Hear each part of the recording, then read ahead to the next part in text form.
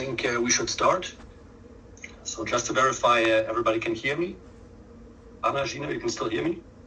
Yes. Yes. Great, okay. Yes. So then officially, good morning, everybody. Today we are very privileged to welcome two guests from ING, Gino and Anna. They will tell us today about their work in sustainable finance, particularly in project finance at ING. And they will also introduce the business case that will form the basis for your group assignment. So thank you very much, Gino and Anna, for joining us today, for giving this presentation. And the floor is yours. Thank you, Oliver. Anna, yeah. Well, maybe first as introduction, I'm Gino. I'm the head of the Sustainable Finance team of ING Business Banking. I actually started as an intern at ING almost 10 years ago. Then I went to then I was a senior lending specialist. So what I did corporate financing, but also project financing. And then I went to ING Wholesale Banking, which is the international department of ING. And now I'm back at the business banking at the head of sustainable finance. And later on in the presentation, we will explain you what we do as a department and what we do within ING. Anna? Yes, my name is Anna Geerts. I studied in Groningen 30 years ago and started in 1994 when you were all not born yet. And after that, I started my working career at a small consultancy firm, but I switched to ING in 2002. And I stayed there ever since because every couple of years I could take on a new opportunity. And the last one was starting in the team of Gino, so Sustainable Project Finance Department within business banking.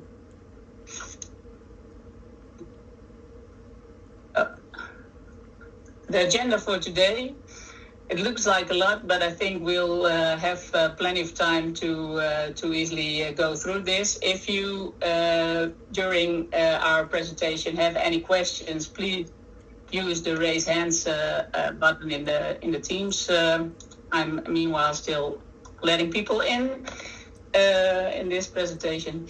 So you can use the raise your hands button, or you can just use the chat for your questions, and then we can jump in when we have answers to them. And I'm still letting people in, and I will start with a topic of sustainability within ING. And for that, since we are quite a large group and it's hard to look at all the people, we're not able to see you, you are able to see us. So we prepared a small poll.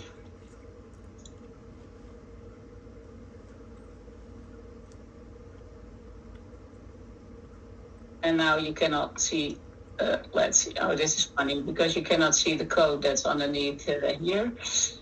We can see it, Anna. Oh, you can see it. Okay, good. Then I would I can see the code.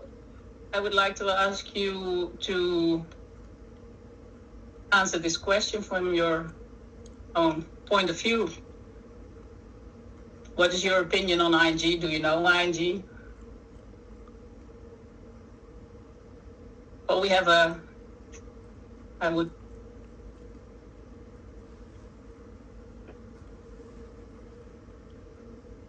I'll give everybody a moment to answer this question.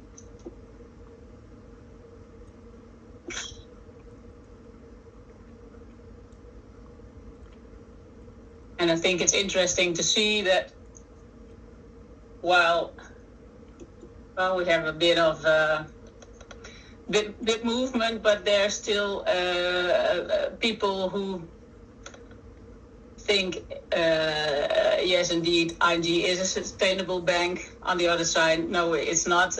Then the question is it? Do you compare the company with other companies? Do you compare it with banks? Do you compare it with other sustainable companies? So what's the benchmark that you use? Because ING is working, in our opinion, quite hard to be regarded as a sustainable bank, and we'll get into that at a later stage.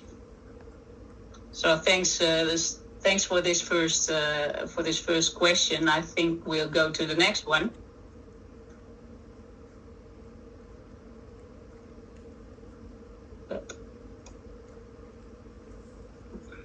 Sustainability is essential when choosing an employer.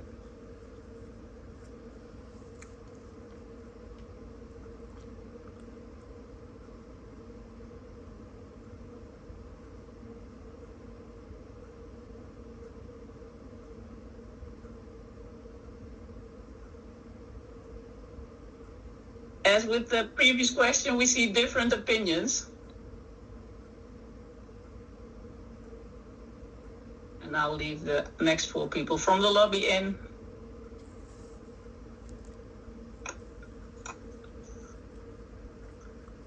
I think the answer to this question is quite dependent on the group of people we have in front of us.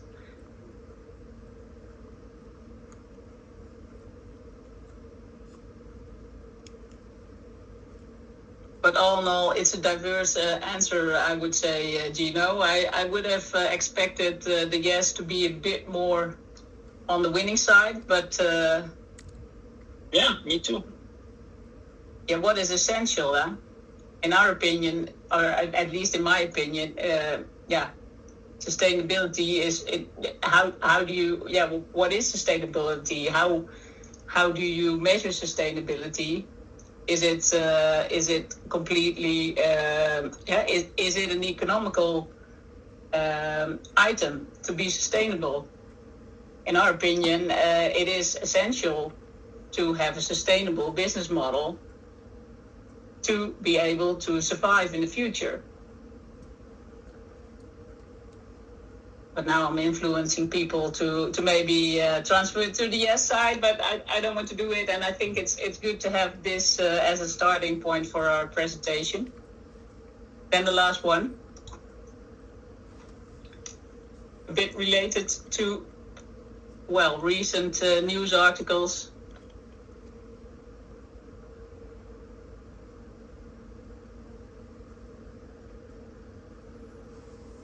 This question feels quite easily, even though, in my opinion, it's not a very easy question to answer, but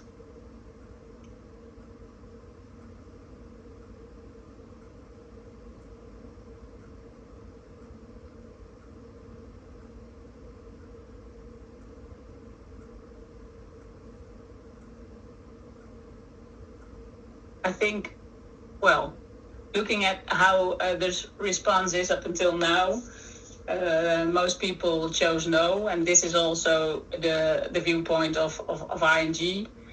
We think that you have to work together with your clients and transfer together to transition to the more sustainable economy.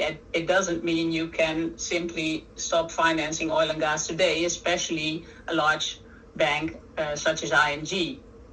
But that doesn't mean that we do everything with financing. Please mute yourself. Thanks.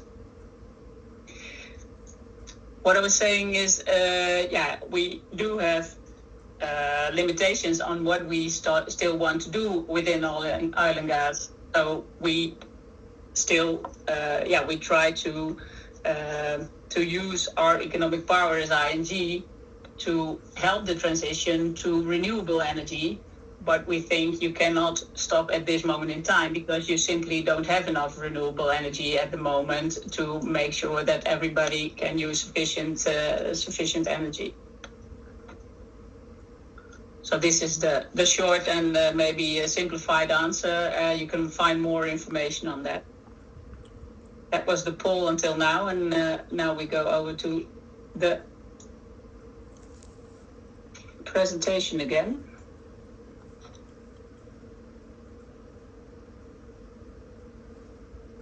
Sustainability at ING. ING has a long history of commitment to sustainability. In 1995, ING had its first sustainability report, and we will not walk you through all the highlights since then, because that would mean that it could fill the whole time up until 11 o'clock. We will not do that. But an important milestone was very recently achieved, and that was that ING's climate targets have been validated by the SBTi.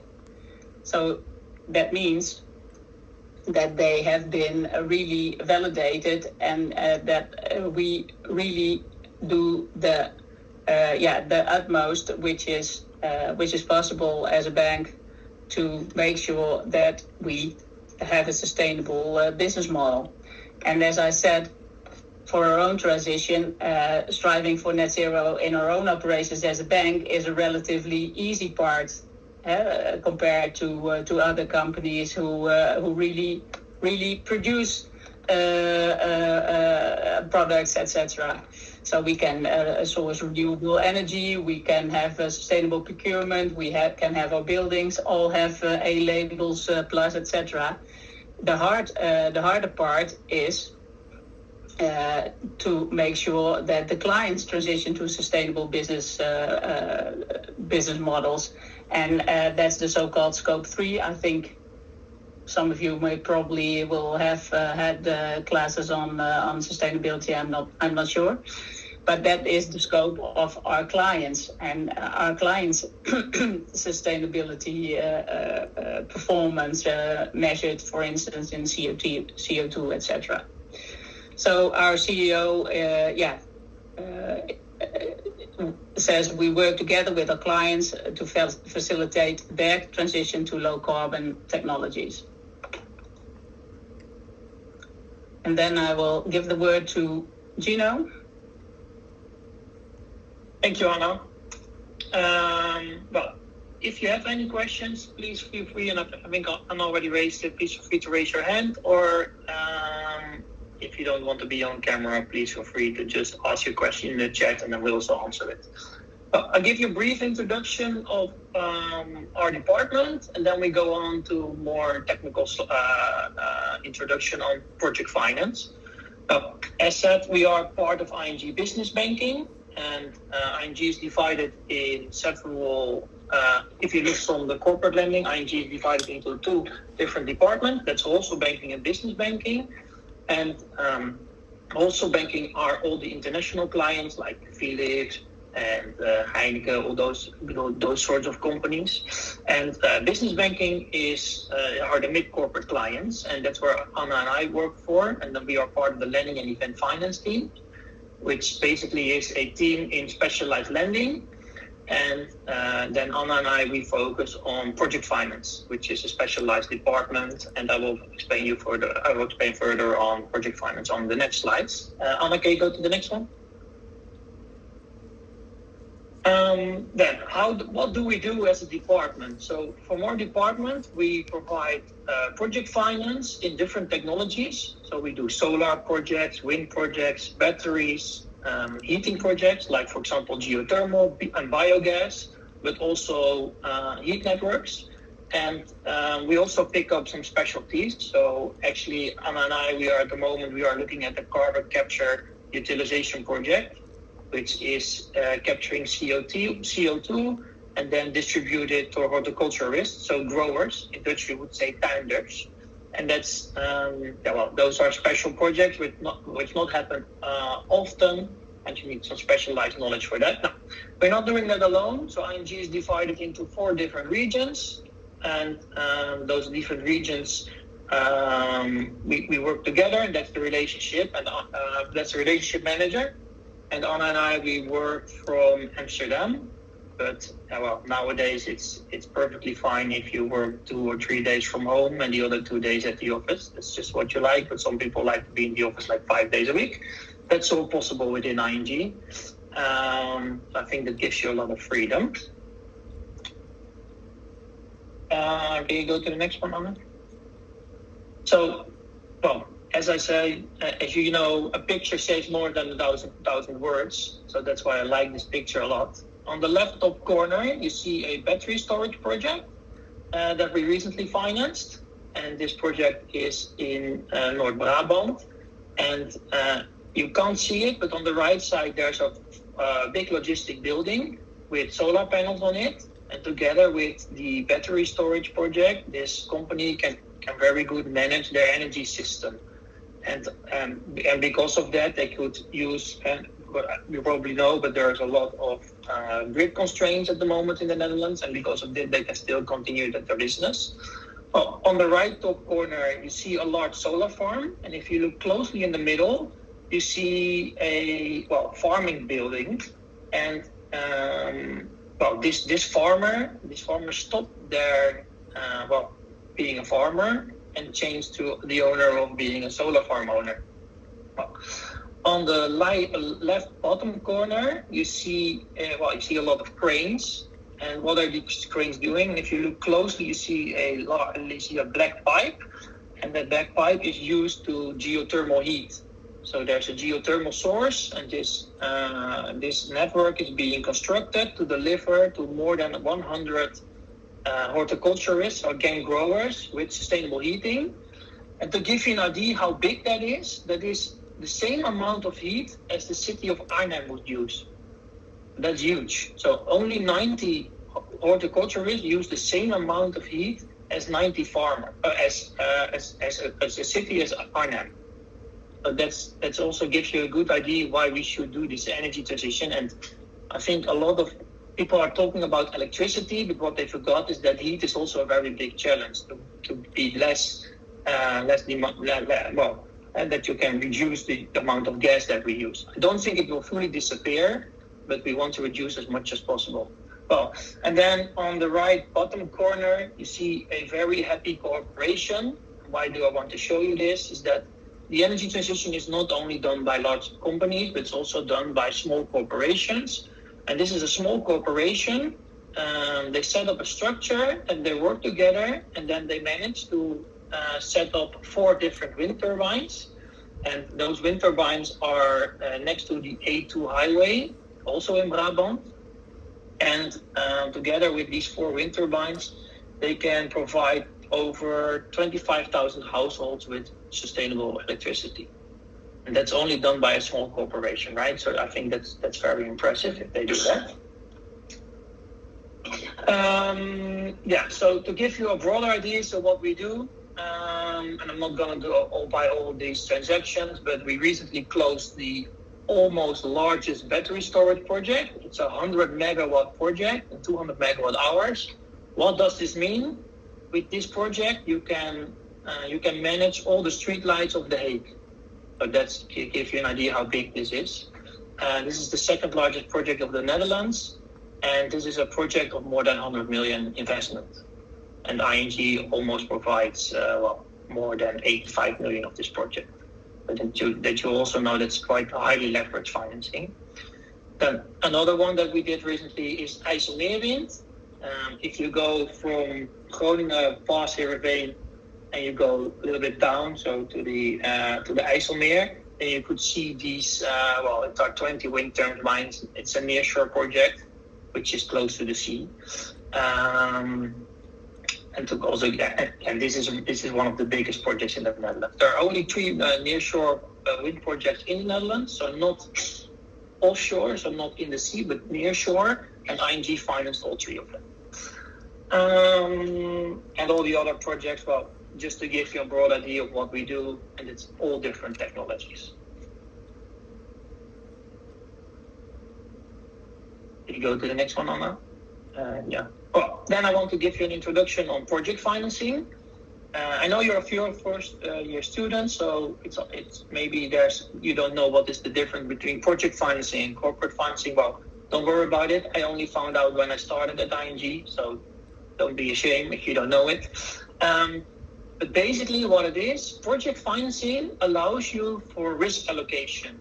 So what you do, you set up a separate SPV, so a special purpose vehicle, and the financing is non-recourse. Well, I know non-recourse doesn't sound familiar to you, but what does that mean, non-recourse? It means that if something happens to the project, we can't go to the owners of the project. And what do I mean with we can't go to the owners? We can't say to them, well, you can't pay off your loan, so please give us the money.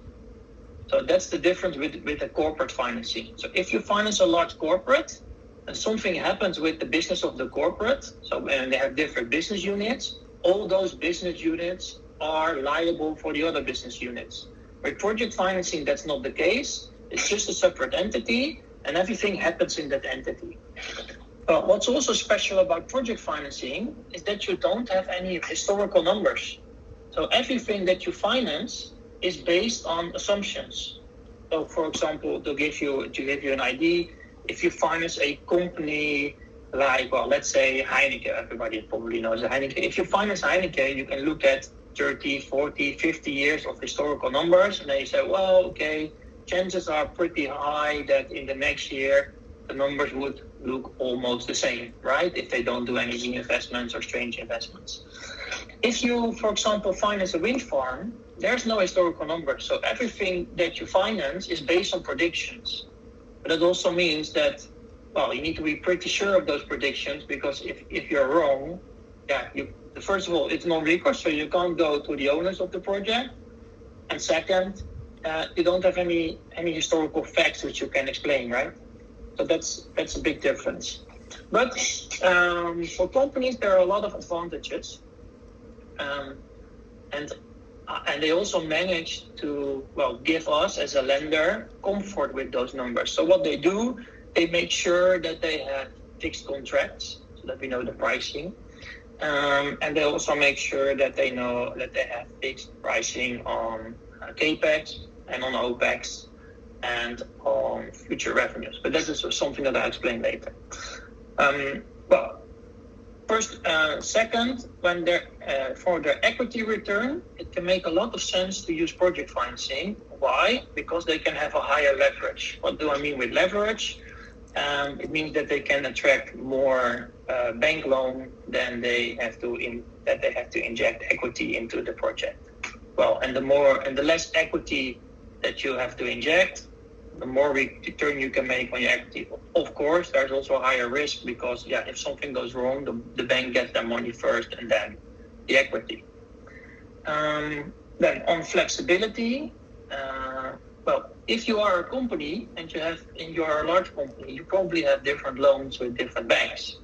If you set up a separate SPV, you don't have to ask the approval of the other lenders with the project. You only have to deal with, for example, one bank or two or three if it's a large project, but you don't have to ask for permission, which is related to your company. There's also a disadvantage, and that's the transaction cost. Because it's specialized lending, pricing is a little bit higher. That means that you have to pay more upfront fee, but also probably depends a little bit how big your company is. You have to pay a higher interest rate. And all in all, that's of course, that's something to consider for companies, what is more beneficial for them.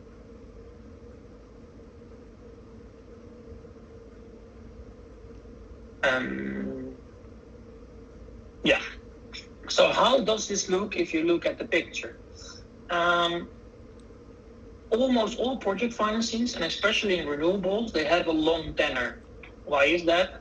If you finance a wind farm, for example, or a solar farm, those wind farms or solar panels are expected to, or wind turbines or solar panels are expected to be there between 25 and 30 years, depending a bit how old the technology is, but especially the new ones, we expect them to be there around 25 to 30 years. That means that you have to do a lot of upfront investment and slowly comes back to you. So it's we call it a asset-heavy investment. It means that you need a lot of cash to make this project happen. If you look at the picture, you see that in the beginning, you see that the cash is rising and the capex is rising, and then over time you see that there are a lot of depreciation of your investment, right? Because the same investment hasn't the same value in 10 years' time, it depreciates. So also because of that, the technology will depreciate. That means that in the beginning, you have a lot of exposure to contractors, technology, regulation. You have to make sure that there's a permit. You have to have strong contracts because you as an investor want to make sure that the party that's contracting or building your project that they will finish the project, but they also they provide you with a lot of quality. So if you have built for a 50 million project, you want to be pretty sure that there's nothing happening to your project and that the project will be there 25 years. Well, and then when you finally complete the whole project, because this is not something that you do within a year, right, with all the permits, etc. And when you finally finish the project, then you have to pay for maintenance. You want to make sure that the performance is good. You need to asset management. You need to inform your stakeholders, and that's also a cost that you need to make.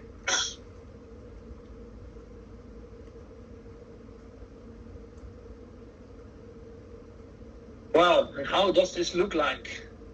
How do you build up such a capex or investment?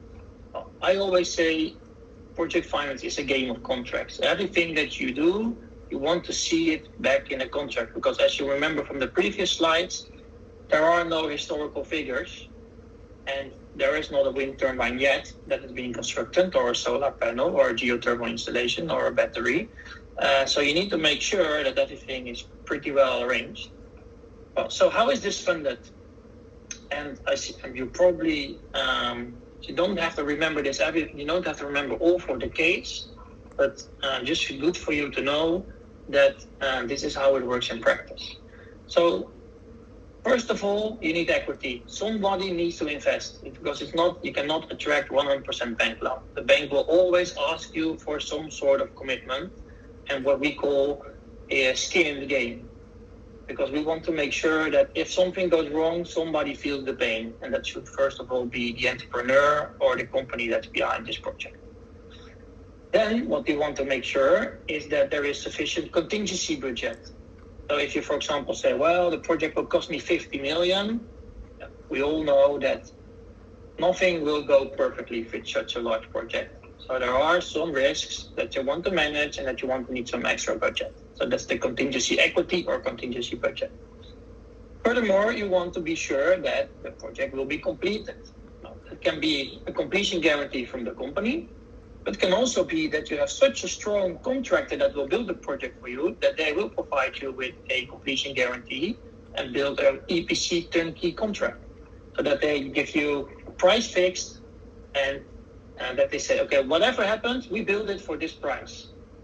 Well, and then the next question of you should be, okay, if you build such a project, how can I be sure that this company is strong enough to finish this project? So you will look at the track record, you see how is their finances, is this a strong company from a financial perspective? So it's not just say, okay, yeah, you can build it and we see what happens. But you also look at your counterparty, how strong are they? Well, and then in blue, then Anna and I come into play. And then we say to the entrepreneurs or the company, well, we can also give you some products. First of all is the term loan, which basically is the loan to complete the project. So for example, if your project is 100 million, the entrepreneurs, they say, okay, well, we provide 25 million. Then Anna and I say, well, on behalf of the bank, we provide you with 75 million. Then, next to that, this company needs to pay VAT. In Dutch, we say BTW. And this VAT is only temporary. So we give them a credit limit that they can pay the VAT, and at the end they can get it back from the tax, from their tax statements. And then there's a special one, which is called the Debt Service Reserve Facility or Debt Service Reserve Account. So this is an account in which companies, what they can do is, if there is a small hiccup in the project during the lifetime of the project, they can draw under this facility, and this basically means that we give them some extra credit limit to solve the temporary issue. And then the last product that we usually provide in project financing is hedging, which means that and we can give a separate college on that, so I'm not going too far in this. But what it basically is that if you have an interest rate, and this interest rate is floating, which means that it is different every month or every 3 months, you can make sure that it's going to be fixed, so you can swap the interest rate. That's not something for this time, but you probably get something in if you follow any financial market classes. And then, as already explained, you have the capex contingency and the interest cost.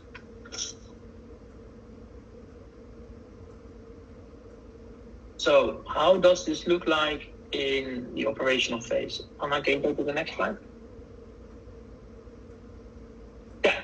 There's a bit of a delay every time. So Yeah, I see. So sorry for that. So on the operational phase, you have, you probably noticed this look like a profit and loss statement. But what is good to remember is that we don't look at the profit and loss statement, we look at the cash flow. So everything that we do in project financing is based on cash. You have your revenues, which can be a fixed price and volume, which would be the best for us because then it's easily predictable in a contract. You have open market sales. That's a little bit more difficult because if you don't have a fixed contract and revenues will fluctuate over the period of time, then it's hard to predict what is the future, right? So because we don't have historical numbers, and I will come back to that later, but as you can see, energy prices are fluctuating really hard. And then sometimes in some projects you have gate fees, and almost all renewable projects, I say almost because battery don't have that, have subsidies. And I will explain you a little bit more about how the subsidy scheme works for project finance, and I think Anna will explain you to that in the case. So how does the subsidy scheme work in the Netherlands, and that's why a lot of wind and solar and geothermal and biogas can be realized. Then on your operational costs, you have the O&M and the asset management. That's for all projects. All projects have to be operated and maintained. And somebody needs to control the asset, monitor it, provide annual statements to the banks, etc. And then, of course, tax. Tax is something that you need to pay. It's unavoidable, and that's also part of project financing. So you need to make a prediction on that as well. Then, if you have the revenues, if you paid for the OPEX and for the operational cost, and you pay the tax, then there's cash flow left available for debt service. We call that the CFET. And cash flow available for debt service, that basically means that after that you can pay, so that's cash left, which is not needed for operations, but that you can use to pay off your debt, so interest and repayments. And if you divide the cash flow available for debt service by the debt service, so interest and repayments, you get your debt service cover ratio. And that basically says something about how stretched is this business case from a banking perspective. So if you have a DSC, so let's, for example, if you have a cash flow available for debt service of 1 million, and the senior debt service is 1 million as well, then the DCR is 1. That means that if something happens, only a small thing happens, so if this is part of your projections, and only a small thing happens, and you can't pay off your debt anymore. So the more above 1 the DCR is, the higher the expectation is that you can pay off your debt and interest. And then the question, of course, is, how tight can you finance it? So what is the risk that the lender or the bank is willing to accept? And I'm not going to explain too much on that because that's also part of the case. That's something for you to think about. So how big can that gap be, which you think is acceptable? So what is the buffer that you might accept? And then sometimes you also have a junior lender. So the junior lender, that means that there's a lender behind ING that provides some extra financing, but they only get paid when ING gets paid. Or ING gets paid and there's not sufficient cash left and they don't get the money, and the same applies for the shareholders. So how does a typical project finance structure look like? As I already told you, there's a special purpose vehicle. We call that ring-fenced. That means that only that vehicle is liable for the project.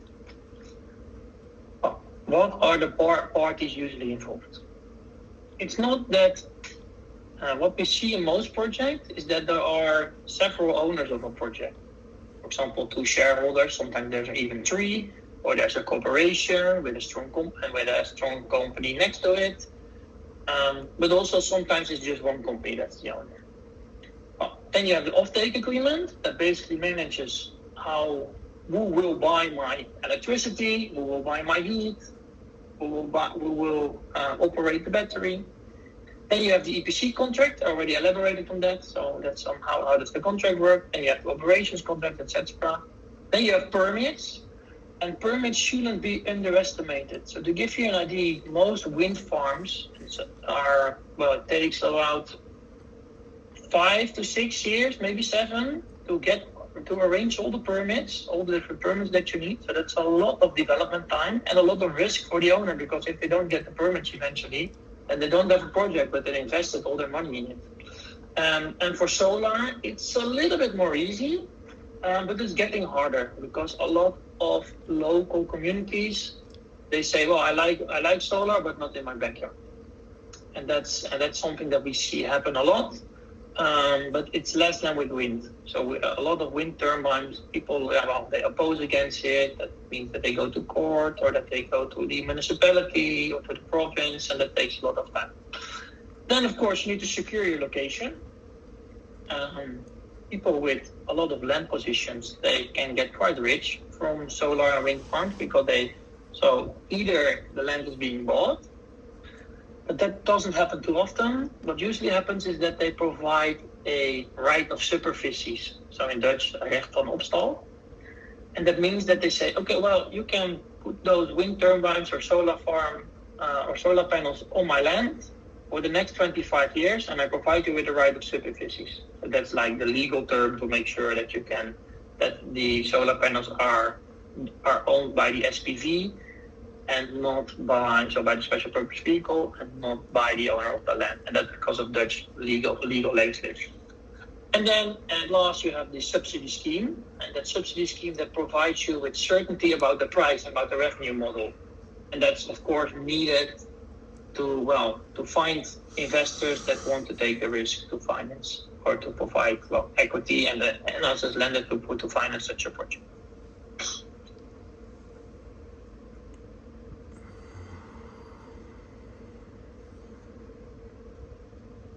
Well, what are the key focus areas of a project finance solution? First of all, you look at the agreements. When you do a long-term financing, you look for long-term project contracts. So, for example, if you can only secure the land for 10 years, and you want a financing of 25 years, and then the landowner will say, yeah, we will renegotiate after 10 years. Yeah, that's not a good deal, right? Because then after 10 years, this landowner has such a position, because otherwise I will not get my investment back. So that's something that you need to keep in mind. And you also want to make sure that there are no termination grounds, so the whole case is built around, I want to be sure that my project is there for 25 years. Well, the second one is, and that's especially something that we look at, how experienced is this company? How good are they with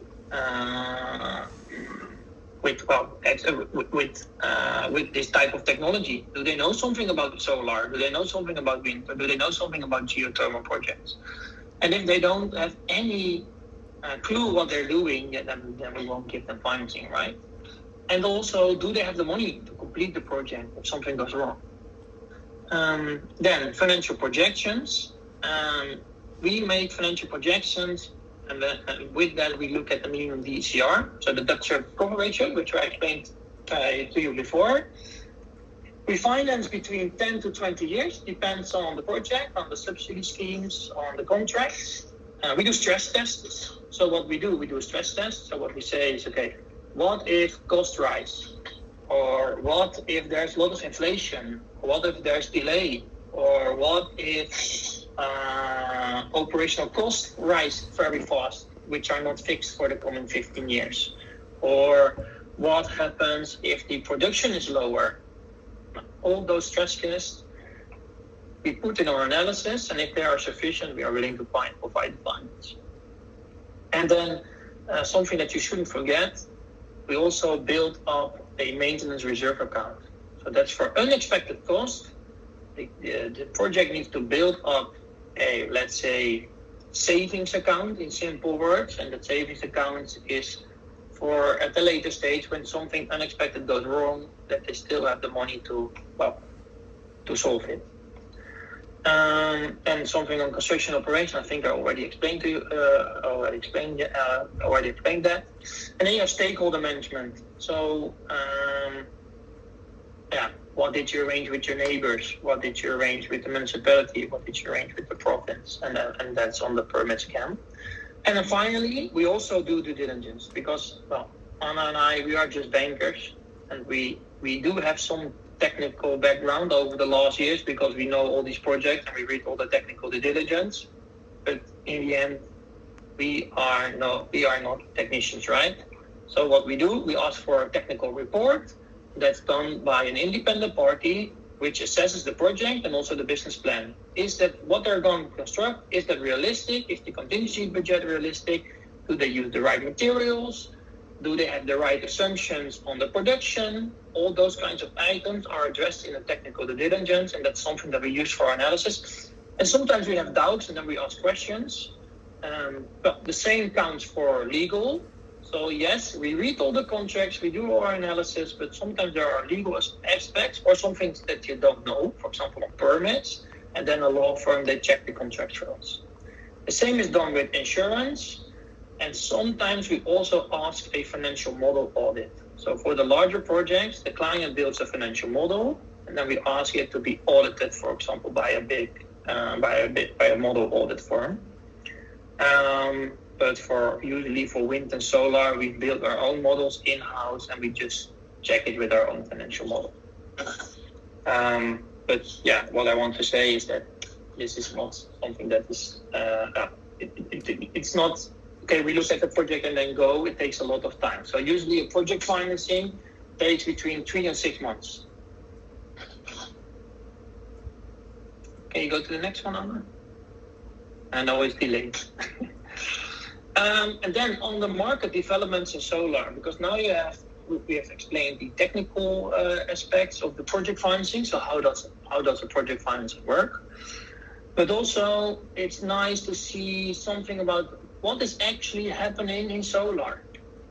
Well, on the slide you see some historical numbers of electricity prices, and as you might immediately see is that in 2015 until 2020,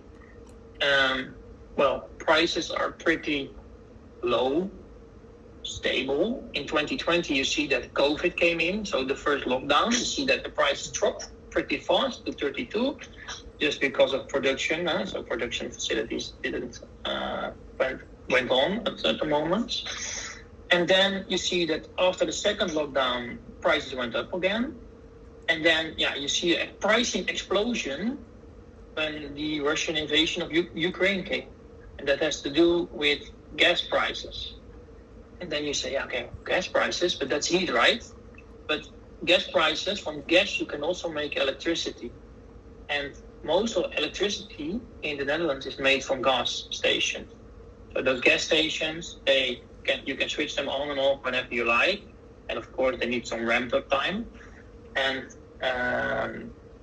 because of this, what I want to say is that that you see that the prices are pretty high, and then you see that in 2023 it dropped a little bit due to mild weather. But however, in any case, prices are still higher than it was in the past. So in 2024, prices are still 70, almost 69, 70 euros. But for the people that paid attention on the slide, what you can also see is that there are tremendous negative hours coming up. What do we mean with negative hours? That basically means that during the day, in those hours, electricity prices are negative. If you look at 2020, you see that there are 97 hours. Then it dropped a little bit, to our surprise, to 70 and 85 in 2022. And then in 2023 and 2024, it went quite fast. And that all has to do with solar installations, because all those solar installations are there at the same time. But maybe Anna, you can go to the next slide and then we can give you some more background on that.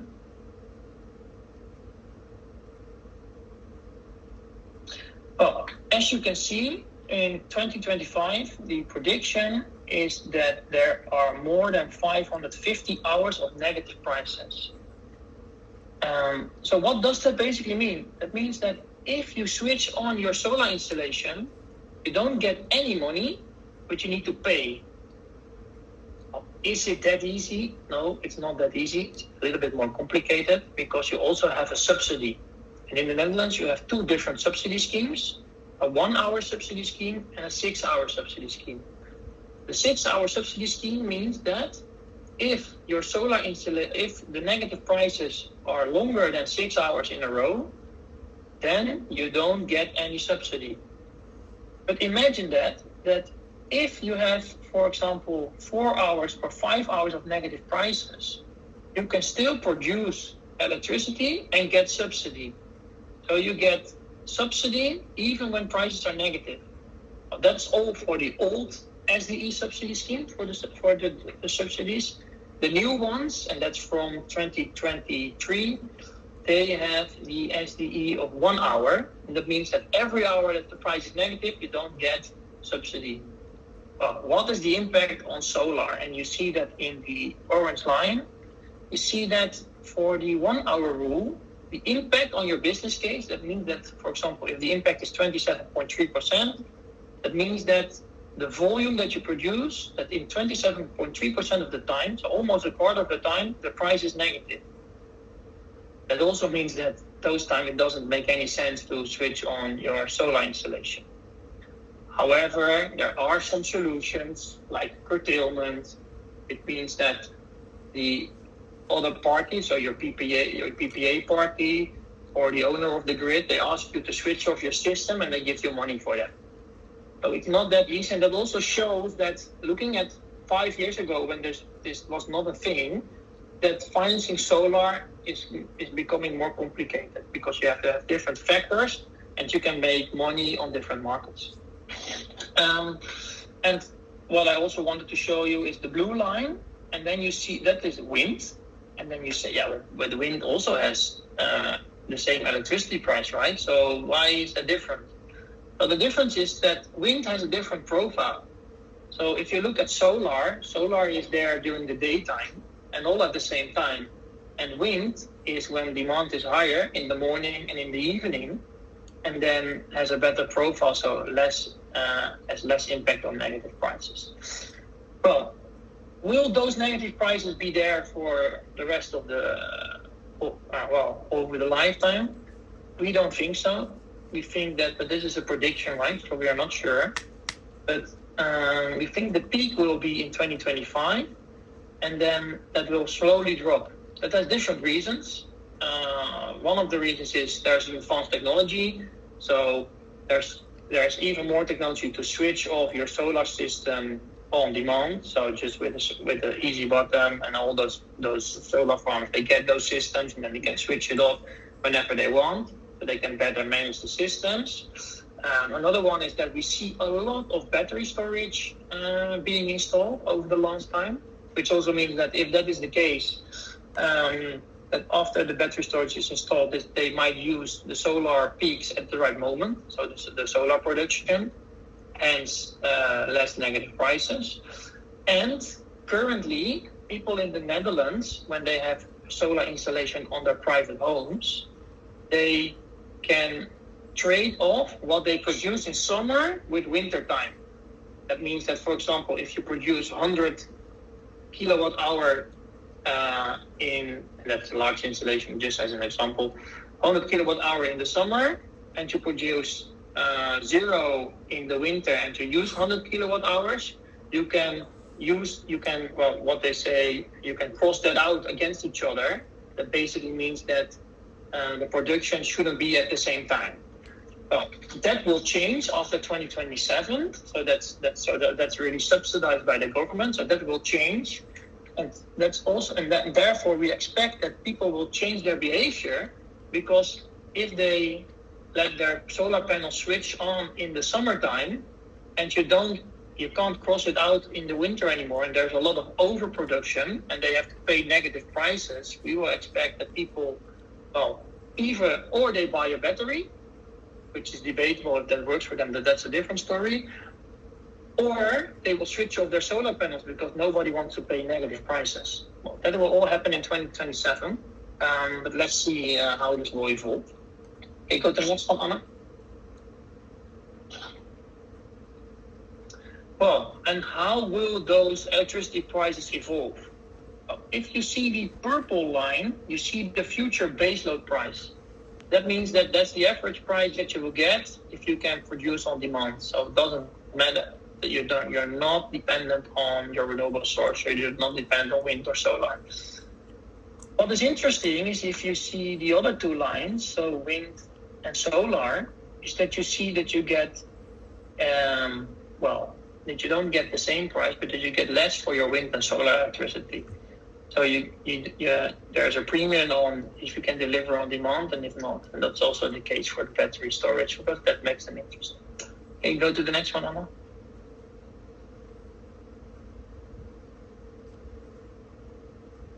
Then finally, what is happening in the Netherlands? So if you look on the graph on the left side, you see that grid connection cost, and this is not, just for you to remember, this is not cost for solar or wind farms. This is the cost for companies. So the companies that buy electricity off the grid need to pay a grid fee because they use the grid of the Netherlands, and they need to pay a grid fee. And if you look closely, you see that this grid fee is expected to rise with more than 100%. So you should imagine if you are a company that uses a lot of electricity, your costs can rise with more than 100%. And these are just predictions, right? But that is quite hard, right? That is also very difficult for the Netherlands as a competitive, being competitive for some companies, right? If you have a high electricity demanding company, you might need to reconsider if it's still worth for you to produce in the Netherlands if you can compete with other countries. So that's something that you should keep in mind. That not necessarily have to do with solar or wind, but just something that we wanted to show you that it is really a thing. But however, currently, if you are a producer of wind or solar electricity, you don't have to pay the same grid amount or grid fee as companies do, which take off from the grid, or so the feed-in tariff. So that's different. And then the authority, so the ACM, which is the Authority of Consumers and Markets in the Netherlands, they said, that's not fair because they use the same grid, but the difference is that they feed in and they don't do any offtake from the grid. They say that's not fair.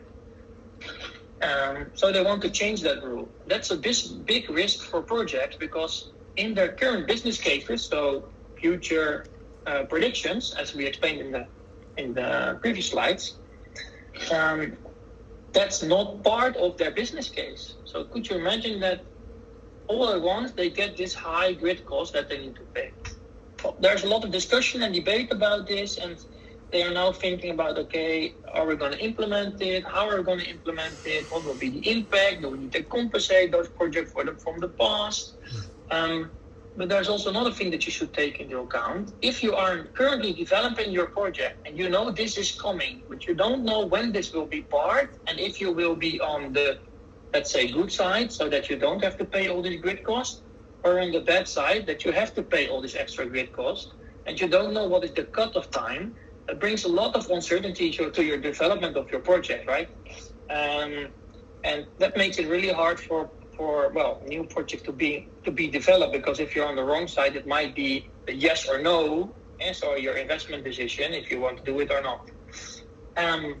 However, and as you see on the last one, this plan might be a little bit constrained by European regulations, because they say it can't be any bigger than 2.5 per megawatt hour. And then, of course, there's a lot of debates between law firms. Okay, is this part of your regulation? Is this something else? And, let's say never a dull moment, and this makes it difficult. And then another thing that the minister said in one of the articles one of the interviews in AL-RIkabi, which is like the energy newspaper. They said that they are currently investigating if they can amortize those grid fees over a longer period. What does this mean? So currently how the grid cost, how it goes is that if they build a new, let's say, substation, they say, okay, we build it today, we're going to directly amortize it, and that price will be for everybody in the grid cost. And then they say, nah, we're going to finance it as government, and then we're going to evenly spread it over 40, 50 years. So they stretch the amortization so then they can reduce the curve of the cost.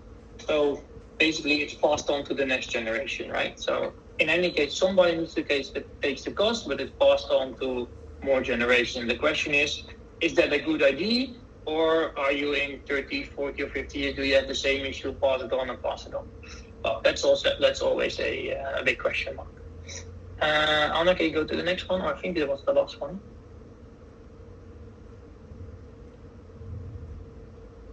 Indeed, that was the last one. And then that's the floor to you, Anna. Thanks. Yeah, thanks. Just making sure, Oliver, we are proceeding. Yeah, maybe we can take a 5-minute break. Yeah, that's also fine with us. And everybody is